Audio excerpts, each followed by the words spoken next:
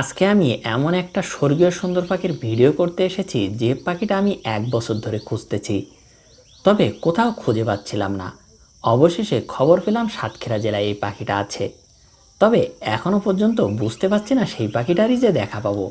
শরীফ ভাই আমাকে খবর দিয়েছে তার এলাকায় এই পাখিটা দেখা যাচ্ছে। আজকে আমি সেই পাখিটা দেখার জন্য যাচ্ছি।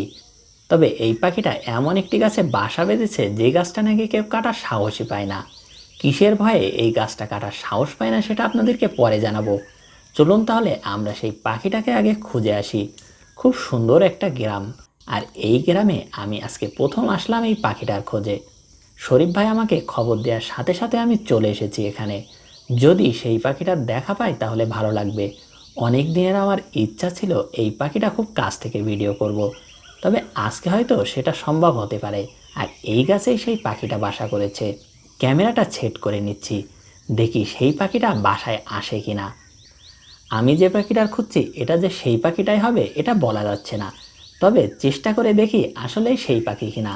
আমি আর শরীফ ভাই বসে অপেক্ষা করছি, এখন যে বাসায় আসবে কিনা এটা বলা যাচ্ছে না। আমরা অপেক্ষা করছি, আর আমার সামনে সেই ছোট্ট বাসাটা, এটাই হচ্ছে সেই পাখির বাসা। অবশেষে সেই সুন্দর পাখিটা চলে আসলো।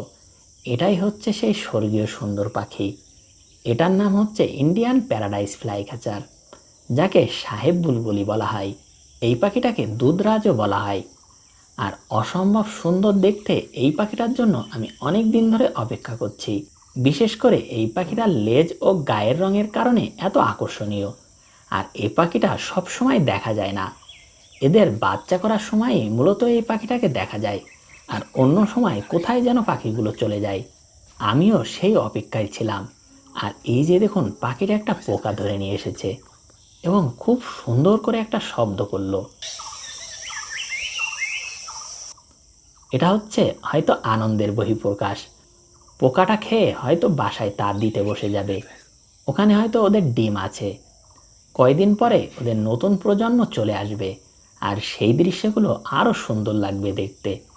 পাখিটার লেজটা দেখছেন কত বড়। খুব রাজকীয় হালে পাখিটা বাসায় বসে গেল। এই পাখিটা যতই দেখি ততই আমি অবাক হই। তবে এখনও সেই মেয়ে পাখিটার দেখা পাইনি।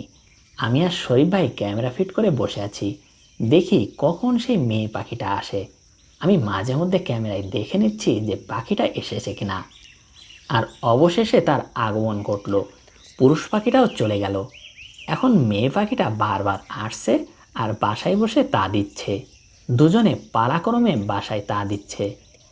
বাচ্চা ফুটলে তারা দুজনেই কিন্তু খুব সুন্দর করে বাচ্চাদের খাওয়াবে এবং বড় করবে। এই মেয়ে পাখিটাও কিন্তু কম সুন্দর না। এদের এই রঙটা অসম্ভব ভালো লাগে আমার। তবে পুরুষ পাখিটাও কিন্তু 2 বছর পর্যন্ত এমন লালচে কালারের হয়, তারপরে আস্তে আস্তে সাদা কালারের হয়ে যায়। আর পুরুষ পাখিটা মাঝে মধ্যে আসছে আর তা দিচ্ছে। এভাবেই তারা পালাক্রমে তা দিয়ে যাচ্ছে। তবে পুরুষ পাখিটা আমার কাছে বেশি সুন্দর লাগে। খুব কাছ থেকে পাখিটাকে দেখানোর চেষ্টা করছি। ওর চোখগুলো দেখেছেন কতটা সুন্দর। চোখের চারপাশের যে রঙটা অসম্ভব সুন্দর দেখতে। তবে এই তেঁতুল গাছের বিষয়ে যেটা জানতে পেরেছি সেটা হলো এই গাছটা নাকি যেই কাটার জন্য মন স্থির করে সেই নাকি স্বপ্ন দেখে। আর সেই স্বপ্নের কারণেই ভয়ে নাকি কেউ এই গাছটা কাটার সাহস করে না। তবে এটা একটা ভালো দিক। এই ভয়ের কারণে এই গাছটা এখনো পর্যন্ত বেঁচে আছে।